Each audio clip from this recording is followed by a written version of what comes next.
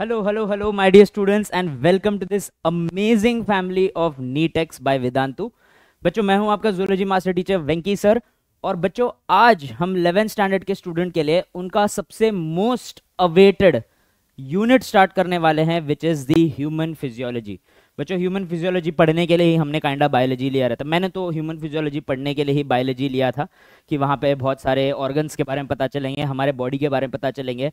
और डॉक्टर वाली फीलिंग आने के लिए ना बच्चों, हम लोग हमेशा ह्यूमन फिजियोलॉजी पढ़ना ही पसंद करते हैं। जब मैं अपने 11th स्टैंडर्ड में था, मैं पूरा प्लांट बायोलॉजी भूल जाता था। आप लोग ऐसा मत करना, मैं हमेशा ह्यूमन फिजियोलॉजी ही पढ़ते रहता था। But yes, it is a unit जिसका वेटेज बहुत हाई है नीट के पर्सपेक्टिव में।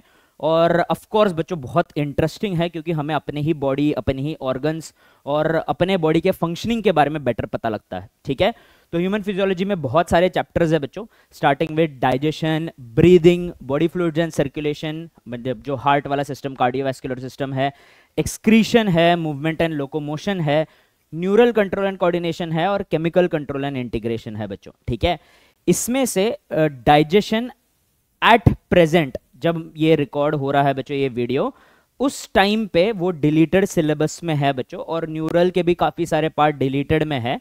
बट डोंट वरी बच्चों, we will wait for the update. उसके भी लेक्चर्स हम लोगों ने बिल्कुल रेडी रखे हैं। अगर एनटीए ने, अगर बच्चों नीट के एग्जामिनेशन बोर्ड ने डिसाइड किया कि ये भी ऐड होने वाले हैं, we will very very quickly cover those chapter for you as well. Okay, so don't worry about it. आपको पढ़ाने के और आपको राइट इन्फॉर्मेशन की जिम्मेदारी हमारी है, पढ़ने की जिम्मेदारी आपकी है बच्चों। Alright, keeping that in mind बच्चों, हम लोग जो पहला चैप्टर स्टार्ट करेंगे ह्यूमन फिजियोलॉजी में, again that is a very very interesting chapter, जो कि है breathing and exchange of gases, जहां पे हम लोग अपने लंग्स और लंग्स से एसोसिएटेड जो ब्रीदिंग ऑर्गन्स है, हमारे पास रेस्पिरेशन के ऑर्गन्स है, उसके बारे में हम लोग देखने वाले हैं। ठीक है, तो बच्चों ये वन शॉट नहीं है, याद रखना। इसको बहुत स्लोली और बहुत अच्छे से कवर करेंगे बच्चों हम लोग। ठीक है, और जैसे कि मैंने बोला बच्चों, हमारे ऑनलाइन लेक्चर्स का सबसे बड़ा फायदा यही रहेगा आपको कि आप साथ में पढ़ते पढ़ते अपने नोट्स भी बना सकते हैं, और एक क्लासरूम के तरह ही आपके भी बिल्कुल एक्यूरेट नोट्स बनते जाएंगे। This video will be enough. हम लोग एनसीईआरटी के हर एक कोने को इसमें कवर करने वाले हैं। ऑलराइट, चलिए, तो आज के पहले लेक्चर में हम क्या क्या कवर करने वाले हैं, let us take a look. ज्यादा नहीं बच्चों, एजेंडा में मैंने दो ही टॉपिक रखे हैं। Topic number 1 will be introduction to respiration, कि भाई रेस्पिरेशन होता क्या है, एनिमल्स के लिए रेस्पिरेशन का मतलब क्या होता है, हमारे क्या क्या स्टेप्स इन्वॉल्व रहते हैं रेस्पिरेशन में, इसके बारे में हम देखेंगे। और ऑफ कोर्स बच्चों, सबसे प्यारा जानवर तो एक्चुअली नहीं, लेकिन हाँ, सबसे हमारे लिए सबसे इंपॉर्टेंट महत्वपूर्ण जानवर तो ह्यूमन ही होता है, तो हम लोग ह्यूमन रेस्पिरेटरी सिस्टम के बारे में भी देखने वाले हैं in this session. Alright, I hope you are ready. So let us begin with our first topic.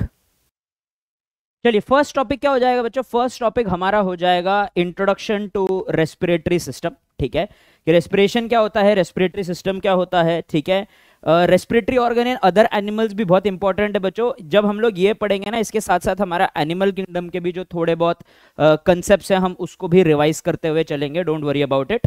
Okay, चलिए, let us start with a very very brief and simple explanation बच्चों। ठीक है, सबसे पहले तो अगर मैं रेस्पिरेशन को डिफाइन करना चाहूं बच्चों, तो सबसे बेस्ट तरीका रहेगा रेस्पिरेशन को डिफाइन करना कि रेस्पिरेशन इज अ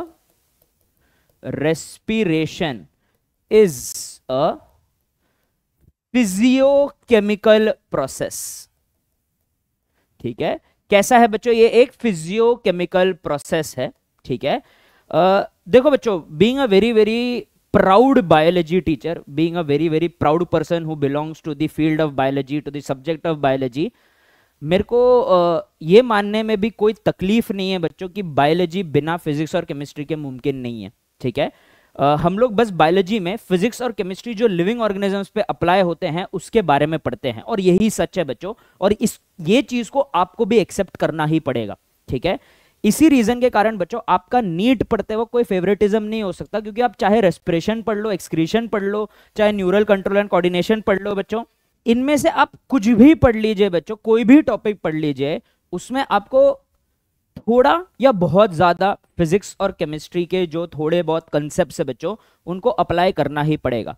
आप आगे जाके बच्चों जितना बायोलॉजी में और पढ़ाई करते जाएंगे, जितने और कोर्सेज बच्चों, MBBS, PhD, MD, BSc, MSc, जितने आप डेप्थ में पहुंचेंगे ना बच्चों, उतना आपको समझ में आएगा it is nothing but a mixture of physics and chemistry, जिसको हमें एक लिविंग के परस्पेक्टिव से पढ़ना पड़ता है, ठीक है।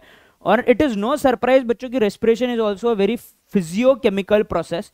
The physics part here is that कि बच्चों at the end of the day हमें जीने के लिए क्या चाहिए, एनर्जी चाहिए। हमारी जिंदगी बच्चों मुश्किल फिजिक्स ही बना रहा है। फिजिक्स के रूल्स के कारण बच्चों हमारे बॉडी में कंटिन्यूस सप्लाई ऑफ एनर्जी रहना चाहिए, न्यूट्रिएंट्स रहना चाहिए, इसलिए हम खाना खाते हैं। लेकिन खाने से हम एनर्जी कैसे एक्सट्रैक्ट करें बच्चों? We extract energy from our food by breaking it down through a chemical process. इसलिए बच्चों एनर्जी का यूटिलाइजेशन है, फिजिकल प्रोसेस भी है इसमें बच्चों, काफी सारे हमारे ब्रीदिंग विदिंग फिजिकल प्रोसेस भी आ जाते हैं, और काफी सारे केमिकल प्रोसेस भी है, जिसके कारण हम लोग न्यूट्रिएंट से क्या एक्सट्रैक्ट करते हैं बच्चों? हम लोग न्यूट्रिएंट से एनर्जी एक्सट्रैक्ट करते हैं।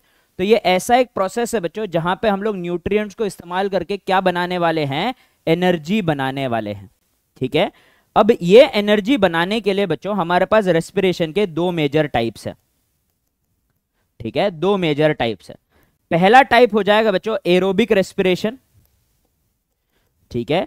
The first type is called as the aerobic respiration and the second type will be called as the anaerobic respiration. So the first one will be the aerobic respiration and the second one will be the anaerobic respiration। ऐसे दो प्रकार के respiration है बच्चों हमारे पास, ठीक है। इनके डिटेल में हम लोग तो नहीं जाएंगे बच्चों, थोड़ा बहुत आपको इसके डिटेल के बारे में दीपाली मैम बताएगी, क्योंकि रेस्पिरेशन नाम का एक चैप्टर बॉटनी में भी आता है। और याद रखना वो ऐसा नहीं है कि रेस्पिरेशन इन प्लांट्स है कि प्लांट्स ही करते हैं, वो actually the real cellular respiration है, जहां पे केमिकल प्रोसेस होता है, मेटाबॉलिक प्रोसेस होता है हमारे सेल के अंदर। और ये जो मेटाबॉलिक प्रोसेस है ना बच्चों, इसी से हमें एनर्जी मिलता है। हम उसके पहले का जितना भी स्टेप्स है ह्यूमन के पर्सपेक्टिव से पढ़ लेंगे, लेकिन हमारे सेल के अंदर क्या चल रहा है इसके बारे में आपको दीपाली मैम बताएगी in the chapter respiration in plants, जहां पे अपन लोग सेलुलर रेस्पिरेशन की बात करते हैं। वहां पे थोड़ा सा आप दोबारा टच करोगे बच्चों की what is aerobic respiration, what is anaerobic respiration. बहुत ही सिंपल सा डेफिनेशन देना चाहो तो बच्चों क्या हो जाएगा कि aerobic respiration is the one where O2 is utilized, O2 is utilized to produce energy, ठीक है। बेसिकली बच्चों हम लोग न्यूट्रिएंट्स को ऑक्सीडाइज करते हैं, ठीक है। बहुत ही कॉम्प्लिकेटेड स्टेप है जहां पे O2 जो है वो फाइनल इलेक्ट्रॉन एक्सेप्टर की तरह काम करता है, जिसके कारण हम लोग एनर्जी बना पाते हैं, एटीपी बना पाते हैं। यहां पे बच्चों एनर्जी प्रोडक्शन जो है, energy production occurs in absence of oxygen, ठीक है। Energy production occurs in absence of oxygen, absence of oxygen.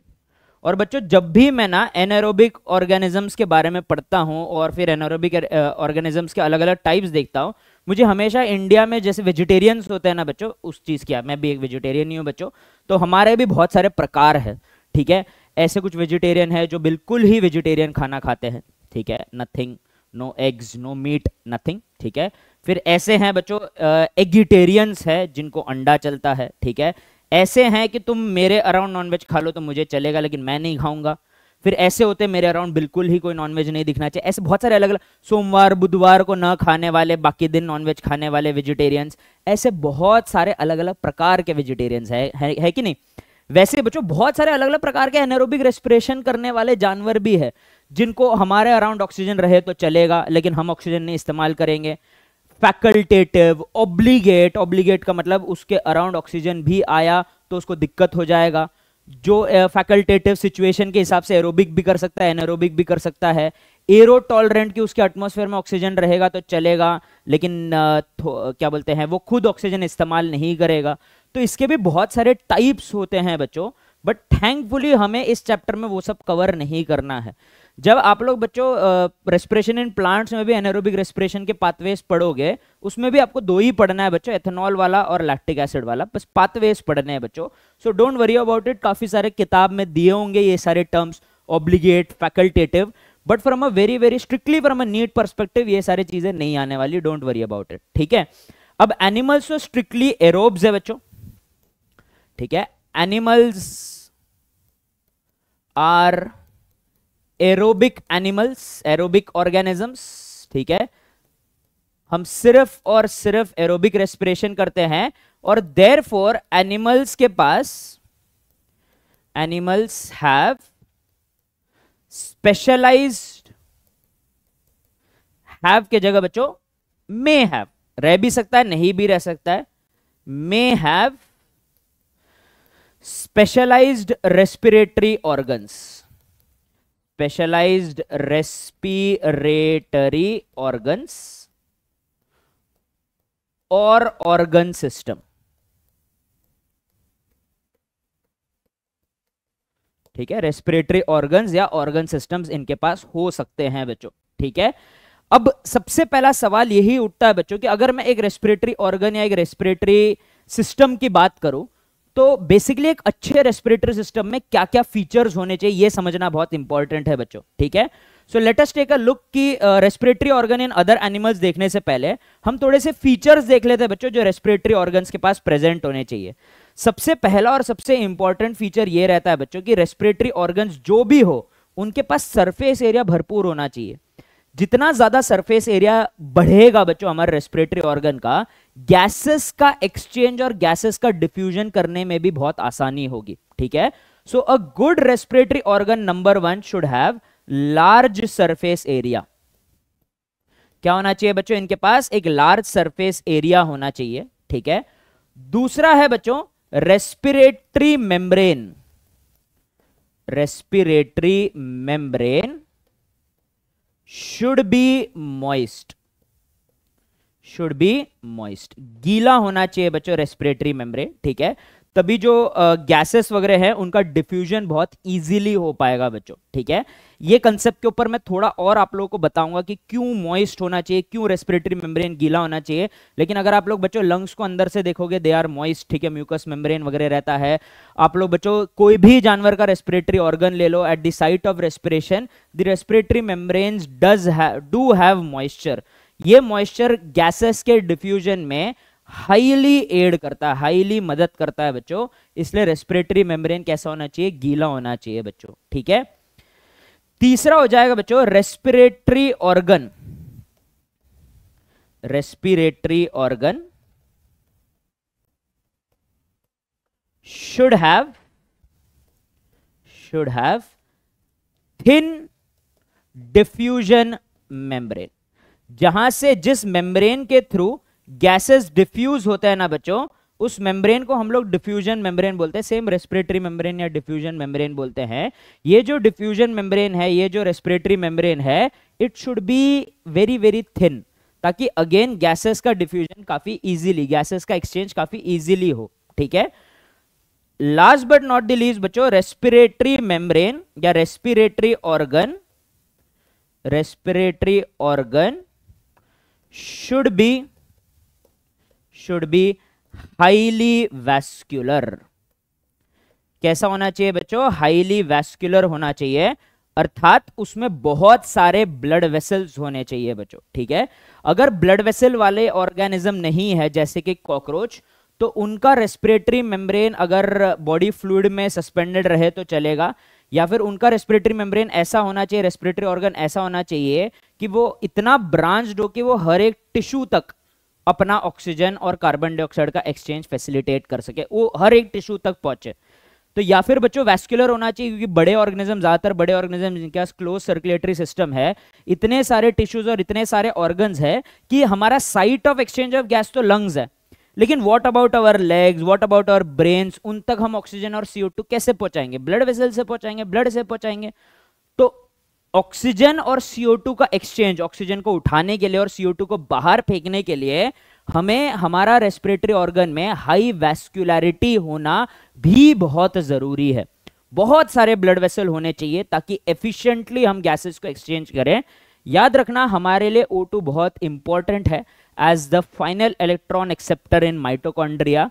हमारे लिए CO2 उतना ही हार्मफुल है, उससे ज्यादा हार्मफुल है बच्चों, क्योंकि CO2 हमारे ब्लड का pH बिगाड़ देता है। ठीक है, ब्लड को एसिडिक बना देता है। इस रीजन के कारण बच्चों हमारे बॉडी में ज्यादा CO2 जमा नहीं होना चाहिए, नहीं तो हमारा होम्योस्टेसिस, हमारा नॉर्मल मेटाबॉलिज्म हाईली इफेक्ट हो जाएगा अगर हमारे ब्लड का pH बिगड़ जाए तो। All right, so this is all about the introduction to respiration, respiratory organ. Let us take a look at the respiratory organ in other animals. आगे बढ़ने से पहले बच्चों हमेशा हम लोग ये देखते हैं कि दूसरे ऑर्गन्स, दूसरे एनिमल्स में हम जो ह्यूमन के ऑर्गन पढ़ रहे हैं वो किस कॉम्प्लेक्सिटी में प्रेजेंट है, क्योंकि दूसरे ऑर्गेनिज्म और दूसरे एनिमल्स के रेस्पिरेटरी ऑर्गन्स या दूसरे ऑर्गन सिस्टम पढ़ के हमें ग्रेजुअल एवोल्यूशन का पता लगता है कि हमारे ऑर्गन्स जिस तरीके से डिजाइंड है उसके पीछे का एवोल्यूशनरी बेनिफिट क्या था, उसके पीछे का एवोल्यूशनरी थिंकिंग क्या था।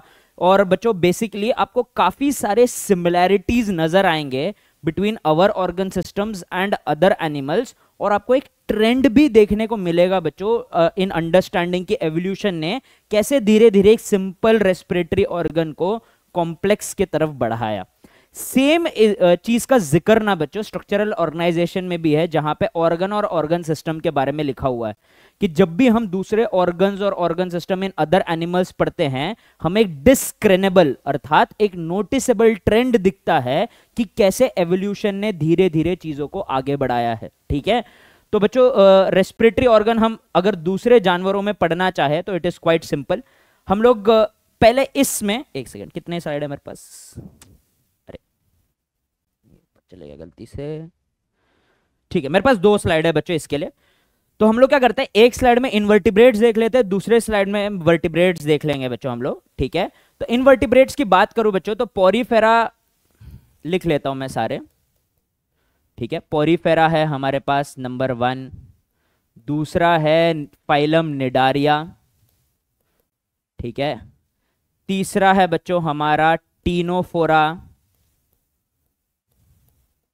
ठीक है, उसके बाद आ जाएगा बच्चों हमारा प्लैटीहेल्मिन्थिस फ्लैटवर्म। ठीक है, उसके बाद आ जाएगा बच्चों हमारा एस्कलमिन्थस roundworm, Annelida which is a ringworm. ठीक है, तो इन सब के बारे में देख लेते हैं बच्चों हम लोग कि इनके क्या क्या रेस्पिरेटरी ऑर्गन्स होते हैं। ठीक है, अगर मैं बात करूं बच्चों पोरीफेरा की, तो पोरीफेरा सिंपली बच्चों ये लोग सेल्यूलर लेवल ऑफ ऑर्गेनाइजेशन है, तो हर एक सेल जो है ना बच्चों खुद का रेस्पिरेशन खुद ही संभाल लेता है। तो इनका रेस्पिरेटरी ऑर्गन सिंपली इनके लिए इनका मेम्ब्रेन हो जाएगा बच्चों, सेल का मेम्ब्रेन, क्योंकि individual cell will respire directly through their cell membrane. ठीक है, निडेरिया, टीनोफोरा, प्लैटीहेल्मिन्थिस, एस्कलमिन्थिस सारे अपने बॉडी के आउटर सरफेस का इस्तेमाल करते हैं गैसेस का एक्सचेंज करने के लिए। ठीक है, all of these organisms use their body surface for exchange of gases. अगर मैं एनालिडा की बात करूं तो ये भी अपना बॉडी सरफेस ही इस्तेमाल करता है, लेकिन इनके स्किन के ऊपर एक एक्स्ट्रा लेयर है बच्चों जिसको अपन लोग क्यूटिकल बुलाते हैं, इसीलिए बच्चों इसको अपन लोग क्यूटेनियस या क्यूटिकुलर रेस्पिरेशन भी बुलाते हैं, याद रखना। ठीक है, क्यूटेनियस या क्यूटिकुलर रेस्पिरेशन भी बुलाते हैं। It is also called as the cutaneous और क्यूटिकुलर रेस्पिरेशन। मूविंग अहेड बच्चों हमारा अगला जानवर जो हो जाएगा दैट इज दी आर्थ्रोपोडा। बच्चों आर्थ्रोपोडा में हमारे पास और 3 वैरायटीज है। एक तो है बच्चों हमारे पास इंसेक्टा। ठीक है, इंसेक्टा मतलब इंसेक्ट्स। ठीक है, आर्थ्रोपोडा में इंसेक्टा है। उसके बाद बच्चों क्रस्टेशियंस है जो पानी में रहते हैं, क्रैब, क्लैम, लॉबस्टर, श्रिम्प, ये सब क्रस्टेशियंस, झींगे, केकड़े एक्सेट्रा। और जो मकड़ी, बिच्छू, स्कॉर्पियंस ये सब रहते हैं, ये है अरैक्निड्स। ठीक है, क्या है बच्चों, ये अरैक्निड्स है। ठीक है, तो इनके बारे में भी देख लेंगे क्योंकि इनके रेस्पिरेटरी ऑर्गन अलग अलग होते हैं। इसके बाद आ जाएगा बच्चों हमारा मोलस्का,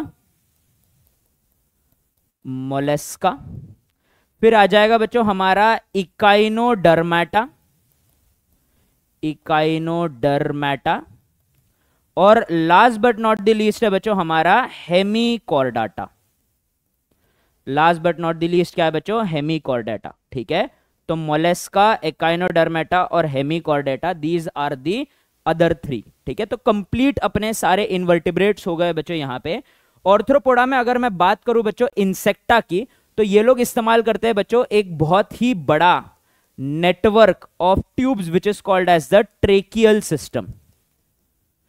ठीक है, क्या बुलाएंगे, ट्रेकियल सिस्टम। इसको हम लोगों ने बच्चों दो जगह कवर किया है। मैंने इसको एनिमल किंगडम में भी कवर किया है और स्ट्रक्चरल ऑर्गेनाइजेशन इन एनिमल्स में भी कवर किया है। ठीक है, तो अगर आप लोग बच्चों ऐसे छोटे छोटे चीजें भूल रहे हो तो प्लीज कमेंट करना बच्चों, मैं इन्हीं लेक्चर से उसको काट के छोटे छोटे शॉर्ट्स बना के भी पोस्ट कर दूंगा। If you require this please do comment it. अगर बच्चों रिक्वायरमेंट रहा तो मैं पक्का उसको कट करके छोटे छोटे शॉर्ट्स बना दूंगा, ऐसे एक एक जो ऑर्गन सिस्टम्स वगैरह हैं, from cockroach, frog etcetera. Crustaceans की बात करें बच्चों तो इनके पास बुक गिल्स होता है या गिल्स होते हैं। ठीक है, और अरैक्निडा के पास बच्चों बुक लंग नाम का स्ट्रक्चर होता है। इनको बुक्स इसीलिए बुलाते हैं बच्चों क्योंकि यहाँ पे है ना छोटे छोटे ऐसे बहुत सारे नेटवर्क ऑफ ट्यूब्स रहते हैं। तो आप कोई भी कॉपी किताब को साइड से देखते हो तो जैसे लाइन लाइन लाइन लाइन नजर आता है ना बच्चों, वैसे बुक लंग्स और बुक गिल्स में ऐसे स्ट्रक्चर्स नजर आते हैं, इसलिए हम लोग उसको बुक गिल्स और बुक लंग्स बुलाते हैं। मोलेस्का का हो जाएगा बच्चों मोलेस्कन गिल, मोलेस्कन गिल्स, या फिर इसको प्यार से हम लोग टीनिडिया भी बुलाते हैं। क्या बुलाते हैं बच्चों हम लोग इसको प्यार से, टीनिडिया भी बुलाते हैं। एकाइनोडर्मेटा के पास बच्चों कोई स्पेशल रेस्पिरेटरी ऑर्गन नहीं रहता है। इनके पास वाटर वैस्कुलर सिस्टम ही इनका रेस्पिरेटरी मतलब रेस्पिरेशन में भी मदद करता है। याद रखना, water vascular system is not an exclusively structure for respiration, similar for molluscan gill. Molluscan gill respiration में भी मदद करेगा, एक्सक्रीशन में भी मदद करेगा। एकाइनोडर्मेटा में वाटर वैस्कुलर सिस्टम बच्चों इनको लोकोमोशन में भी, न्यूट्रिशन में भी, सर्कुलेशन में भी, एक्सक्रीशन में भी, रेस्पिरेशन में भी, सब में मदद करता है। हेमिकॉर्डेटा के पास भी गिल्स है बच्चों। ठीक है, गिल्स है। ठीक है, और गिल स्लिट्स है बच्चों इनके पास। ठीक है, काफी एडवांस गिल स्लिट्स है बच्चों, जैसे कॉर्डेट्स के पास होते हैं। इसीलिए बच्चों काफी सारे आधे कॉर्डेट के फीचर दिखाते हैं, इसलिए हेमिकॉर्डेट्स। सो काफी एडवांस, नॉट दैट एडवांस, लेकिन काफी एडवांस गिल्स होते हैं बच्चों, almost similar to chordates hemichordata के पास। तो ये हो गए बच्चों हमारे सारे इनवर्टिब्रेट्स।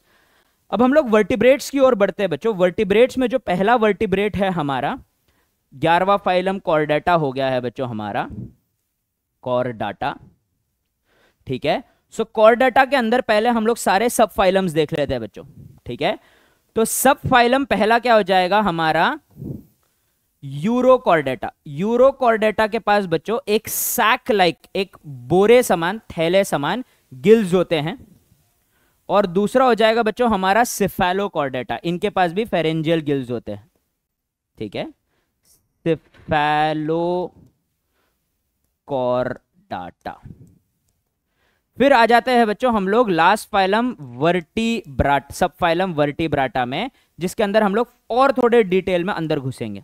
ठीक है, तो अगर मैं बात करूं बच्चों यूरोकॉर्डेट और सिफेलोकॉर्डेट की, तो यूरोकॉर्डेट के पास एक सैक लाइक गिल्स प्रेजेंट होता है, और इनके पास तो बच्चों very well developed pharyngeal gill slits है, फेरेंजियल गिल्स है।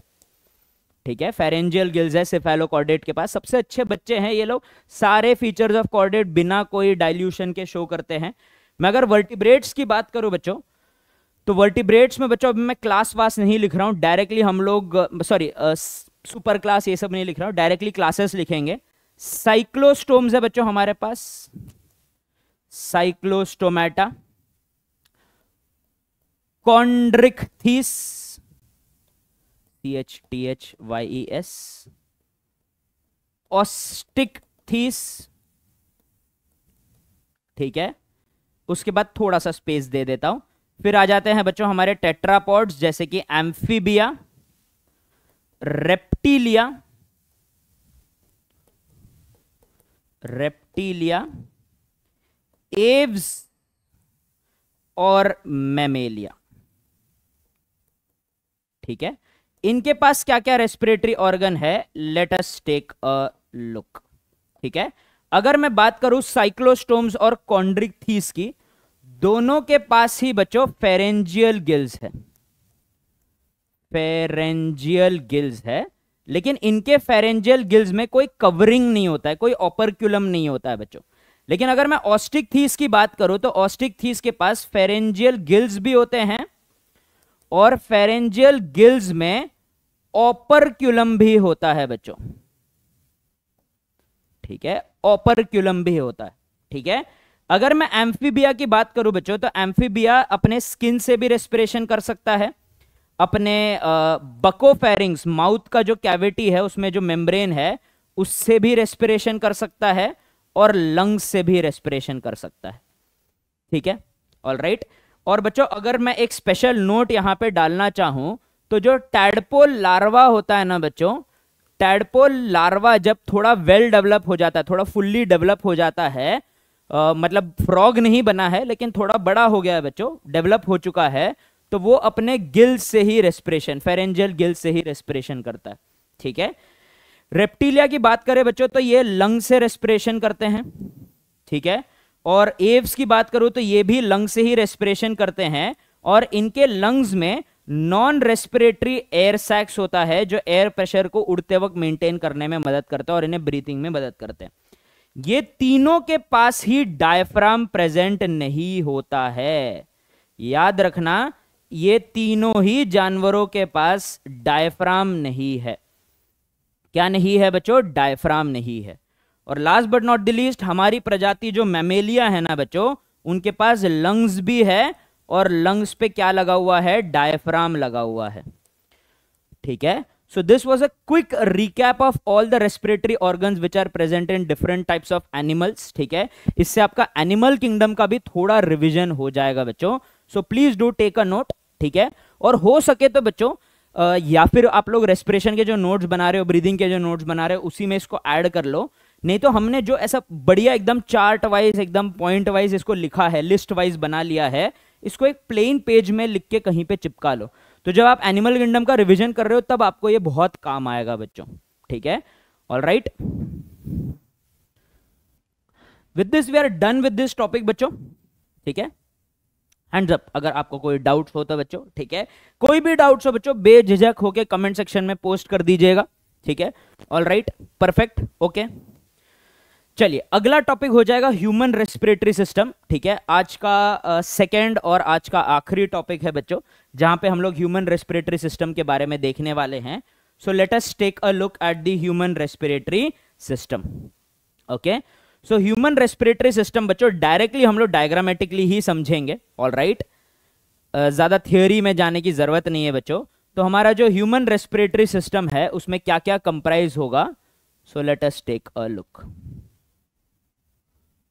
ठीक है, तो ये हमारा स्पेसिमेन है, हमारा पेशेंट है। ठीक है, हमारे क्लिनिक में ये चल के आया था बच्चों, हमने लेकिन इसको इस्तेमाल कर लिया है रेस्पिरेटरी सिस्टम समझने के लिए। Okay, all right, okay. तो ये भाई साहब का रेस्पिरेटरी सिस्टम देख लेते हैं।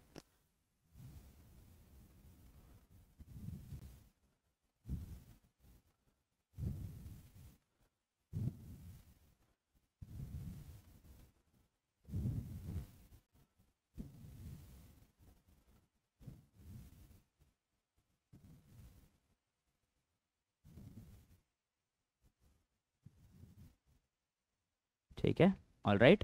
तो बच्चों हमारा रेस्पिरेटरी सिस्टम ना काफी सारे अलग अलग फंक्शंस के लिए बना हुआ है बच्चों। ठीक है, और सबसे पहला और सबसे मेन तो होता है बच्चों एक्सचेंज ऑफ गैसेस। ठीक है, क्या होता है? एक्सचेंज ऑफ गैसेस होता है। ठीक है, ऑल राइट। और एक्सचेंज ऑफ गैसेस के लिए बच्चों हमारे पास दो बड़े बड़े सैक लाइक स्ट्रक्चर्स प्रेजेंट है बच्चों, which are called as our lungs. ठीक है,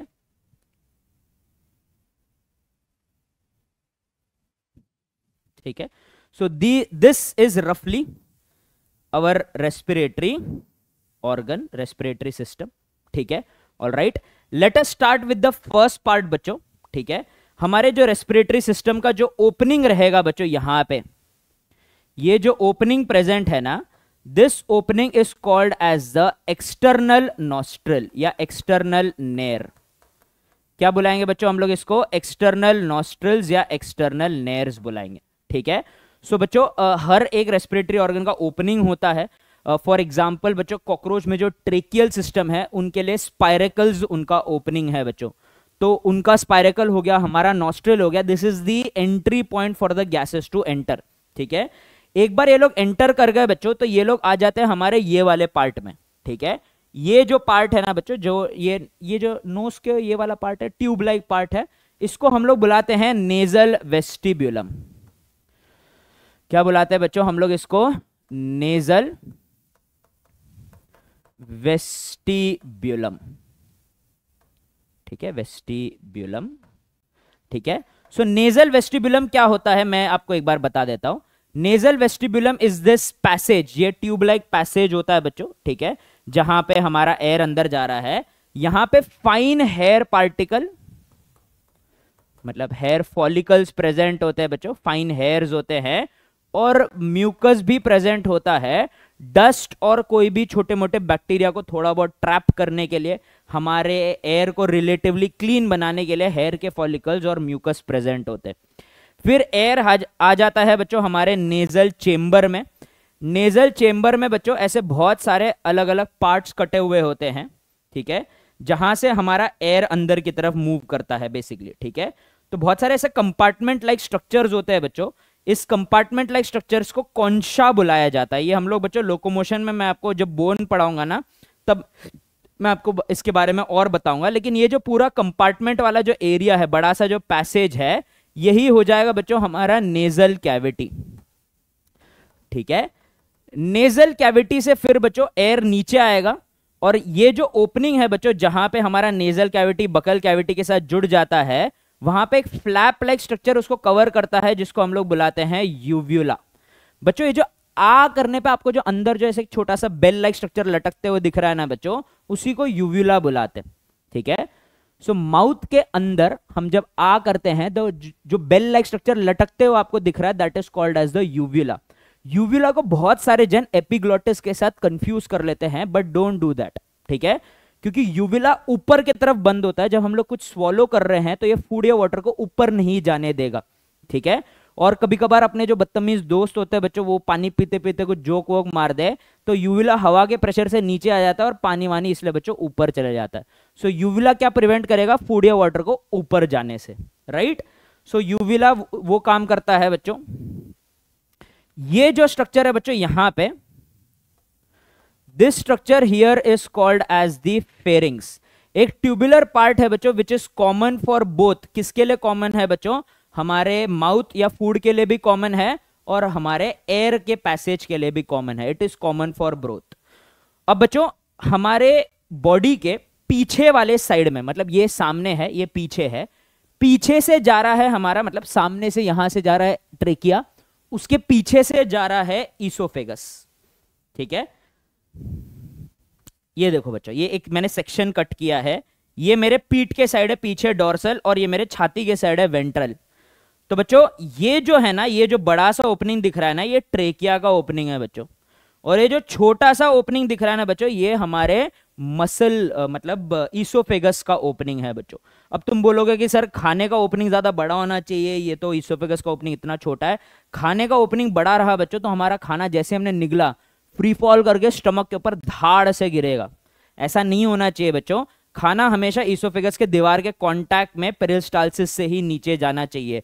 इसी रीजन के कारण बच्चों देखो हमारे ईसोफेगस का ओपनिंग कितना छोटा है, लेकिन ट्रेकिया का ओपनिंग काफी बड़ा है, ताकि इजीली एयर का पैसेज हो सके। तो दोनों देखो बच्चों बिल्कुल चिपके हुए प्रेजेंट है। वेंट्रल साइड में हमारा ट्रेकिया है, और डोर्सल साइड में क्या है बच्चों? हमारा ईसोफेगस प्रेजेंट है। ठीक है, अब बच्चों यहां पे और एक फ्लैप लाइक स्ट्रक्चर है, क्योंकि सामने वाले साइड से मैंने क्या बोला, कौन जाता है बच्चों? सामने वाले साइड से हमारा ट्रेकिया जाता है। तो ये जो स्ट्रक्चर है ना बच्चों यहां पे, this structure is called as this structure here is called as the, इस साइड लेबल कर लेता हूं, is called as the epiglottis.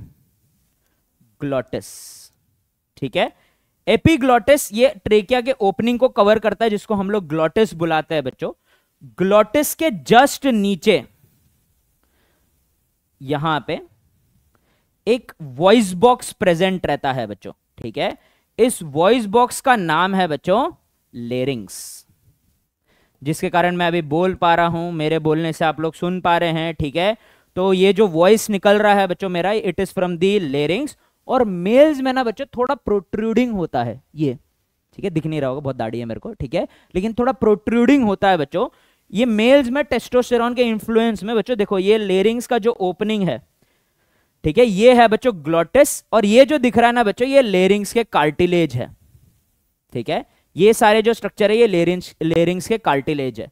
तो टेस्टोस्टेरॉन के इन्फ्लुएंस में ना लेरिंग्स का कार्टिलेज एक्सपैंड होता है, और यही ग्लॉटिस है बच्चों जिसको एपिग्लॉटिस ओपन या क्लोज करेगा। ठीक है, तो ये अंदर दिख रहा है बच्चों आपको बढ़िया पैसेज ट्रेकिया का। तो बच्चों मेल्स में ना टेस्टोस्टेरॉन के कारण ये कार्टिलेज एक्सपैंड होते हैं, और ये कार्टिलेज एक्सपैंड होने के कारण जो आवाज बनता है वो लो पिच होता है बच्चों। ठीक है, भारी आवाज होता है, लो पिच साउंड होता है। फीमेल्स में बच्चों बहुत ही नैरो लेरिंग्स रहने के कारण हाई पिच या श्रिल साउंड आता है। ठीक है, और ये जो प्रोट्रूजन है मेल में लेरिंग्स का जो थोड़ा बाहर की तरफ आता है, किसी किसी में काफी प्रोमिनेंट भी होता है, उसको अपन लोग एडम्स एप्पल बुलाते हैं। ठीक है, ये जो सुंदर सा ट्यूब अभी बच्चों आगे नीचे जा रहा है, दैट इज अवर ट्रेकिया। ठीक है, क्या है बच्चों? ट्रेकिया है। और ट्रेकिया नेगेटिव एयर प्रेशर, जैसे कि अपन लोग स्ट्रॉ के ऊपर बहुत ताकत लगाए तो वो कोलैप्स हो जाता है बच्चों, वैसे ही नेगेटिव एयर प्रेशर में कोलैप्स ना हो जाए, इसलिए हम लोग हाइलिन कार्टिलेज के इनकम्प्लीट सी शेप के रिंग लगाते हैं। ठीक है, इनकम्प्लीट सी शेप के रिंग लगाते हैं।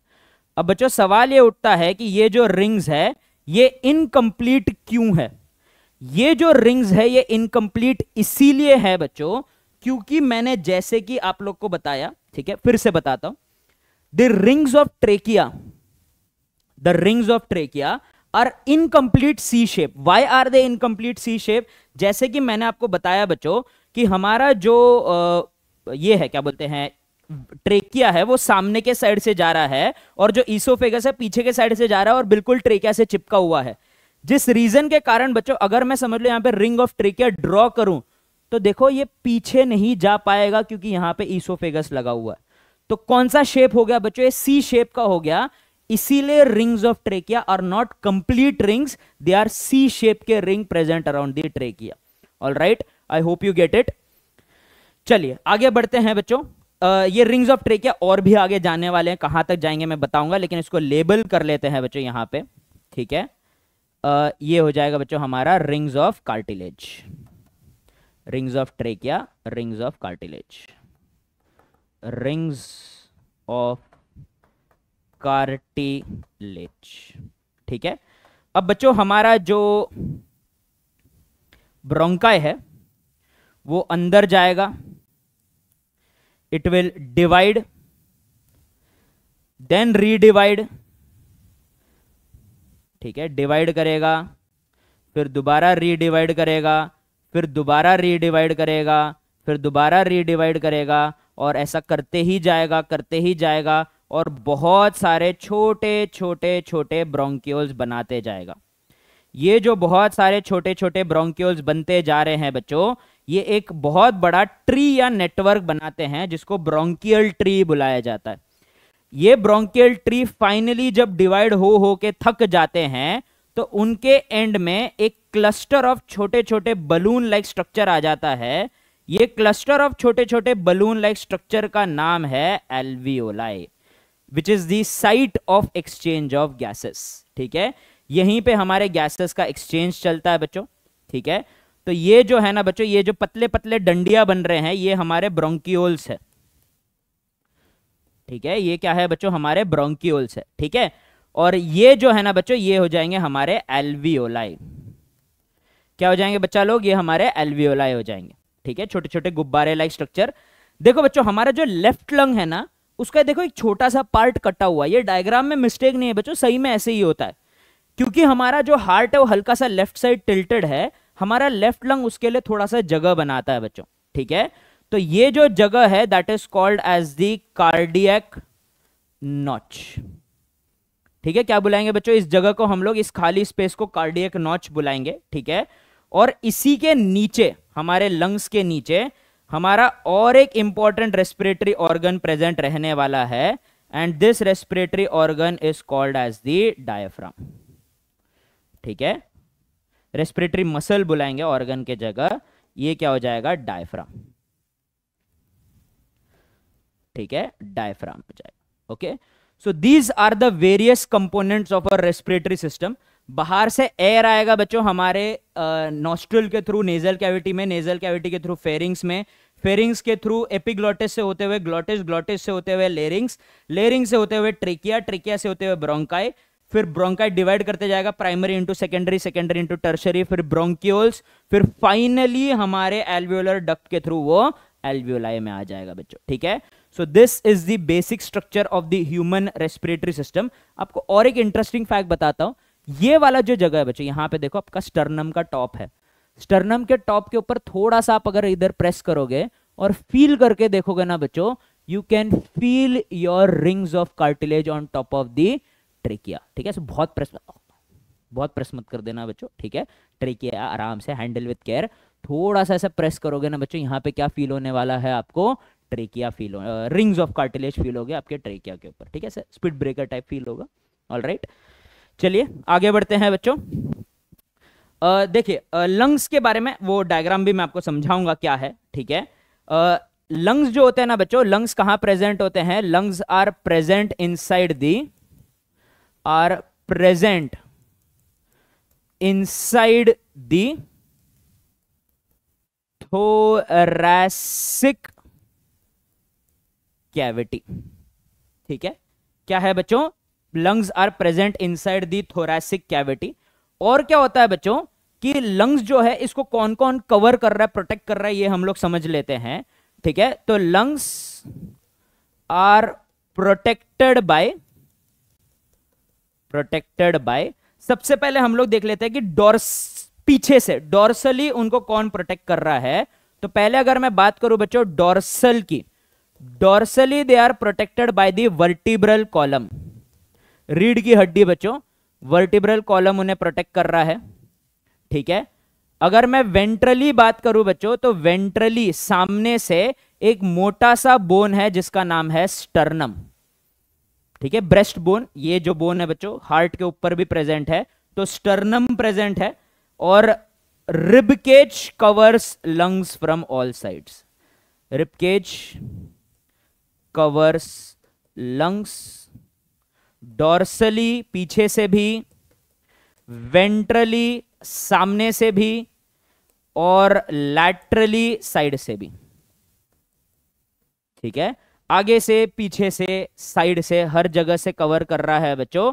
तो ये हो जाएगा बच्चों हमारा human respiratory system. I hope you liked it, अच्छा बना है ना डायग्राम, सुंदर बना है। और साथ ही साथ बच्चों आई होप आपको समझ में भी आ गया हो। चलिए, मैंने बताया था बच्चों कि वो जो मैंने रियल डायग्राम लाया है बच्चों हमारे ह्यूमन बॉडी का, ऐसा एकदम बढ़िया क्रॉस सेक्शन कट करके, ऐसा कट करके अपन ऐसे झांक के देख रहे हैं बच्चों अंदर। ठीक है, तो ये देखो बच्चों, ये जो कवरिंग है ना, ये कवरिंग है बच्चों हमारे थोरैसिक कैविटी का। तो ये लंग का दीवार है बच्चों, और लंग के दीवार और थोरैसिक कैविटी के बीच में देखो गैप दिख रहा है बच्चों क्लियरली।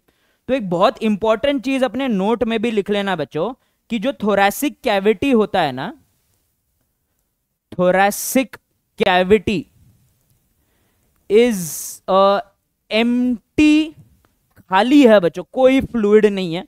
ऐसा नहीं है कि ये मरा हुआ बच्चों फोटो है, मरा हुआ इंसान का फोटो है इसीलिए खाली है, नहीं तो बच्चों खाली ही रहता है, इसमें कोई फ्लूइड वुड नहीं प्रेजेंट होता है बच्चों। ठीक है, so it is an empty cavity and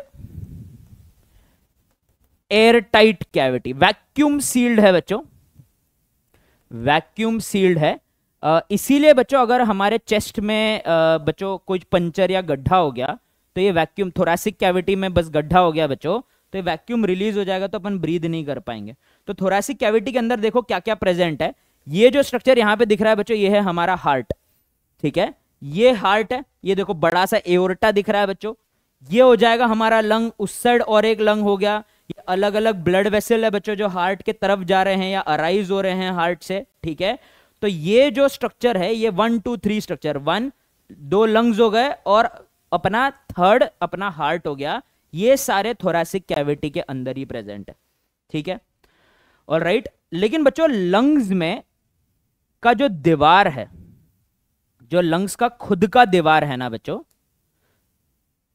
alright, lungs के खुद के दीवार में कोई मसल्स नहीं होते हैं, वेरी इंपॉर्टेंट याद रखना। Lung wall does not have any muscles, ठीक है। और मसल ना होने कारण आप लोग सोच रहे हो अगर लंग के दीवार में मसल नहीं है तो वो इन्फ्लेट और डिफ्लेट कैसे होता है, वो थोरैसिक कैविटी के मसल्स को इस्तेमाल करते हैं बच्चों, ठीक है। तो लंग का खुद का स्ट्रक्चर देखो, लंग थोरैसिक कैविटी के अंदर प्रेजेंट है, लेकिन लंग के दीवार को अगर आप लोग ध्यान से पढ़ोगे ना बच्चों, तो लंग का एक खुद का दीवार है प्लस और एक मेम्ब्रेन है बच्चों जिसका नाम है pleura.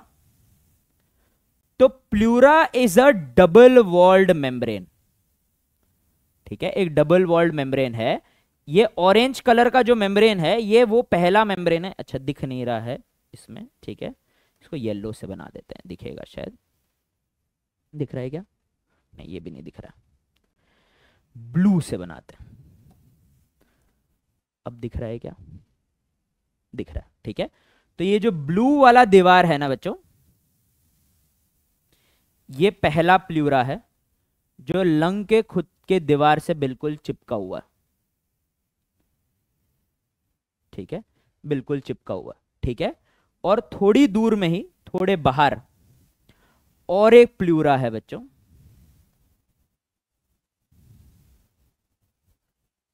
Which will also cover the lungs, ठीक है, कुछ इस तरह, ऑल राइट। सो ये बाहर वाला जो प्लूरा का मेम्ब्रेन है ना बच्चों, दिस आउटर प्लूरा, बाहर वाले लोग पराये होते हैं तो याद रखना बच्चों this would be parietal pleura. Parietal word हमेशा याद रखना बच्चों, it is the outer most structure. तो बाहर वाला दीवार पराइटल प्लूरा, अंदर वाला जो ब्लू वाला दीवार है ये है विसेरल प्लूरा, अंदर मतलब विसेरल। तो पराइटल प्लूरा हो गया और विसेरल प्लूरा हो गया बच्चों, बीच में एक छोटा सा गैप हो गया और इस गैप का नाम है बच्चों the pleural cavity. Pleural cavity is filled up with the pleural fluid, filled up with pleural fluid, ठीक है, जिसका काम क्या हो जाएगा बच्चों, it would be acting as a shock absorber, और साथ ही साथ ये क्या करता है बच्चों, इट रिड्यूसेस फ्रिक्शन। जब लंग्स डिफ्लेट और इन्फ्लेट होंगे ना, ये क्या करते हैं बच्चों, फ्रिक्शन को रिड्यूस करते हैं, ठीक है।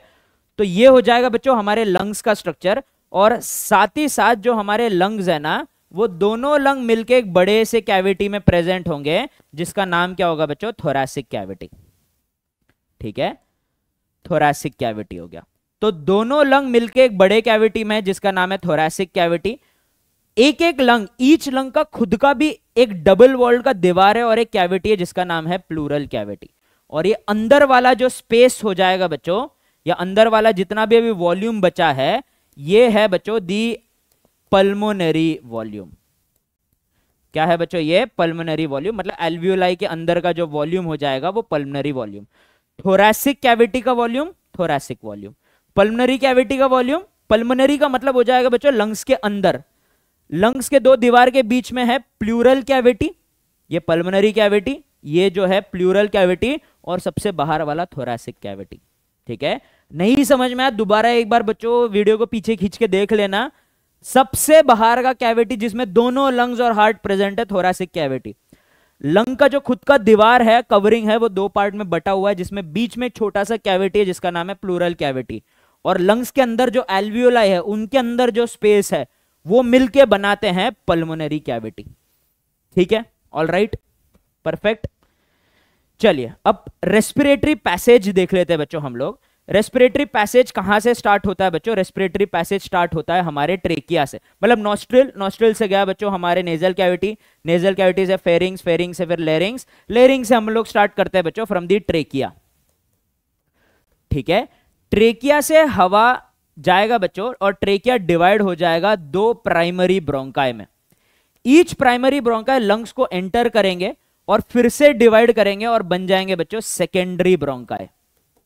सेकेंडरी ब्रोंकाई दोबारा डिवाइड करेंगे और बन जाएंगे बच्चों टर्शरी ब्रोंकाई।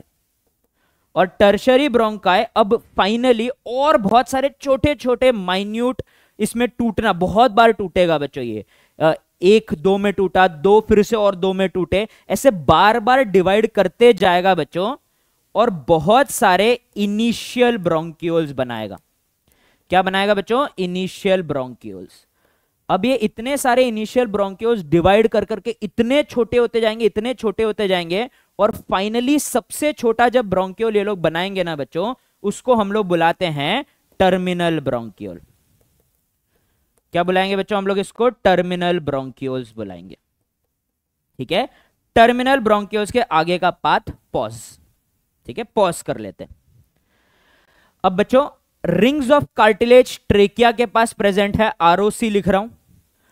प्राइमरी ब्रोंकाई के पास रिंग्स ऑफ कार्टिलेज है, सेकेंडरी ब्रोंकाई के पास रिंग्स ऑफ कार्टिलेज है, टर्शरी ब्रोंकाई के पास रिंग्स ऑफ कार्टिलेज है, और इनिशियल ब्रोंक्यूल्स में रिंग्स ऑफ कार्टिलेज है, लेकिन टर्मिनल ब्रोंक्यूल में रिंग्स ऑफ कार्टिलेज नहीं है। ठीक है, और बच्चों और एक चीज याद रखना कि ट्रेकिया से लेके इनिशियल ब्रोंक्यूल टर्मिनल ब्रोंक्यूल तक का जो रास्ता है, यहां पे एयर सिर्फ कंडक्ट होगा लेकिन एक्सचेंज नहीं होगा, इसलिए इतने पैसेज को हम लोग बुलाते हैं बच्चों कंडक्टिंग जोन। क्या कंडक्टिंग जोन के सारे स्ट्रक्चर में रिंग ऑफ कार्टिलेज है? नहीं, टर्मिनल ब्रोंक्यूल में नहीं है, क्योंकि टर्मिनल ब्रोंक्यूल इतने छोटे होते हैं बच्चों कि वो रिंग, कार्टिलेज का रिंग ही नहीं बन पाता, जगह ही नहीं है बच्चों रिंग बनाने के लिए, इसलिए रिंग्स ऑफ कार्टिलेज सिर्फ और सिर्फ इनिशियल ब्रोंक्यूल्स तक ही है। ठीक है, अब कंडक्टिंग जोन के बाद जो टर्मिनल ब्रोंक्यूल्स है वो टूट के बनते हैं बच्चों इनटू दी रेस्पिरेटरी ब्रोंक्यूल। क्या बन जाएंगे बच्चों? रेस्पिरेटरी ब्रोंक्यूल्स बन जाएंगे। रेस्पिरेटरी ब्रोंक्यूल टूट के बनाएंगे फाइनली बहुत सारे एल्वियोलर डक्ट, और एल्वियोलर डक्ट के एंड में बहुत सारे छोटे छोटे गुब्बारे रहेंगे जो कि है एल्वियोलर सैक, जो मिलके बनाएंगे बच्चों एल्वियोलाई। ठीक है, ऑल राइट। ये जो पाथवे है बच्चों, टर्मिनल ब्रोंक्यूल के बाद जो रेस्पिरेटरी आ रहा है, एल्वियोलर डक्ट आ रहा है और एल्वियोलर सैक आ रहा है, यहां पे गैस का एक्सचेंज होगा। O2 CO2 will be exchange with the blood. तो इतने पार्ट को हम लोग बुलाते हैं दी एक्सचेंज जोन। क्या बुलाएंगे बच्चों हम लोग इसको? एक्सचेंज जोन बुलाएंगे। ठीक है, तो बच्चों एक हो गया कंडक्टिंग जोन, यहां से लेके यहां तक कंडक्टिंग जोन है, यहां से लेके यहां तक एक्सचेंज जोन है। कंडक्टिंग जोन में trachea, primary bronchi, secondary bronchi, tertiary bronchi और इनिशियल ब्रोंक्यूल्स में रिंग्स ऑफ कार्टिलेज भी प्रेजेंट है बच्चों। ठीक है, all right. So with that we are done with the human respiratory system and the respiratory passage. ठीक है, अगर आपको कोई भी डाउट हो तो घर बैठे बैठे हैंड्स अप कर लेना, और इसको क्लासरूम की तरह ही ट्रीट करना। हैंड्स अप करने के बाद ना बच्चों डाउट ना अपने कमेंट सेक्शन में छोड़ देना। ठीक है, I will go through each and every of the comment, each and every of your doubt, and I will solve it there. Don't worry about it. ठीक है, all right. चलिए थोड़ी गहरी सांस भर लेते हैं। क्लास आज का हो गया है बच्चों समाप्त। ह्यूमन फिजियोलॉजी पढ़ाने में भी मजा आता है, पढ़ने में भी मजा आता है, लेकिन इसमें एनसीईआरटी में बहुत सारे छुपे छुपे बढ़िया बढ़िया लाइन होते हैं। तो आज के क्लास के बाद बढ़िया से नोट्स बनाइए, एनसीईआरटी रीड कीजिए, कुछ एडिशन लगा अपने नोट्स में ऐड कर लीजिए, और बच्चों तत्वा से जो भी आपका सेक्शन 1 के जितने भी बच्चों सवाल है, ये आज अपन ने जितने पढ़े हैं उतने टॉपिक का जितना भी सवाल है बच्चों, मैं टॉपिक का ब्रेकडाउन भी, एक लेक्चर कभी कभार 1 घंटे का भी हो सकता है, 1.5 घंटे का भी हो सकता है, डिपेंडिंग अपॉन कि एनसीईआरटी ने क्या क्या टॉपिक तोड़े। तो मैं एनसीईआरटी के टॉपिक के हिसाब से अपने क्लासेस भी बांट रहा हूं, ताकि आपको बच्चों कोई भी जो रेफरेंस बुक है, सॉल्विंग बुक है, तत्वा है, वहां से क्वेश्चन सॉल्व करने में बहुत आसानी होगी। तो आज बच्चों एनसीईआरटी का जो पहले टॉपिक है ह्यूमन रेस्पिरेटरी सिस्टम, हमने उसको पूरा कवर कर लिया है। तो डू मेक श्योर कि आप तत्वा से भी इसके क्वेश्चन सॉल्व करें।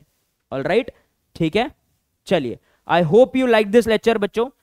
नेक्स्ट लेक्चर में हम लोग क्या पढ़ने वाले हैं? नेक्स्ट लेक्चर में हम लोग ब्रीदिंग और रेस्पिरेटरी वॉल्यूम्स के बारे में पढ़ने वाले हैं बच्चों, और रेस्पिरेटरी वॉल्यूम्स को याद करने का आपको एक बढ़िया सा ट्रिक भी मैं यहां पे समझाऊंगा। Alright, so that's it for today's class my dear future doctors. ठीक है, बढ़िया से पढ़िए बच्चों, कोई भी डाउट रहा, कोई भी दिक्कत रहे, feel free to reach out to me. This is your zoology master teacher Venky sir, signing of.